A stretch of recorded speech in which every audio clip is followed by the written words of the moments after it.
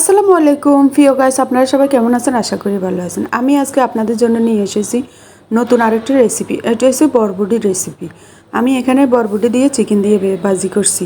চলুন তাহলে পুরো রান্নাটা শেয়ার করি। আমি এখানে হাঁড়িতে পরিমাণ মতো সয়াবিন তেল দিয়ে দিয়েছি পেঁয়াজ কুচি।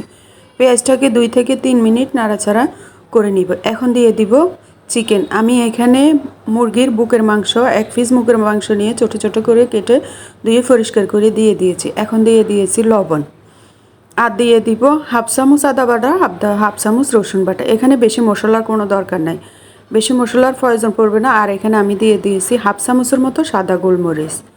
এটাকে আমি 2 থেকে 3 মিনিট কষিয়ে নিব। দেখুন আমি মশলাগুলো 2 থেকে 3 মিনিট কষিয়ে নিচ্ছি। আর দিয়ে দিয়েছি হাফ চামচ জিরার গুঁড়া। আর কোনো মশলার প্রয়োজন হবে না। কি যে মজা এই বরবটি ভাজি রেসিপিটা, আপনারা একবার হলেও করে খেয়ে দেখবেন। এখন আমি এটাকে কষিয়ে নিয়ে দিয়ে দিব বরবটিগুলো। আমি এখানে ছোটো সাইজ করে কেটে নিয়েছি, আপনারা আপনাদের সাইজ করে কেটে নেবেন, কোনো সমস্যা নাই। দেখুন আমি বরবটিটা 2 থেকে 3 মিনিট নাড়াচাড়া করে এখন দিয়ে দিয়েছি কুচি করা আলু। আমি এখানে 2টা আলু দিয়েছি।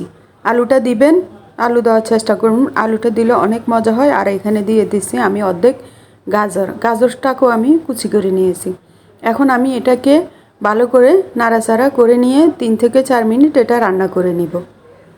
দেখুন কালারটা যে কি সুন্দর। আমি এটাকে 3 থেকে 4 মিনিট এটাকে রান্না করে নিয়েছি। ঢাকনা দেওয়ার দরকার নেই, ঢাকনা দিলে কালারটা নষ্ট হয়ে যাবে।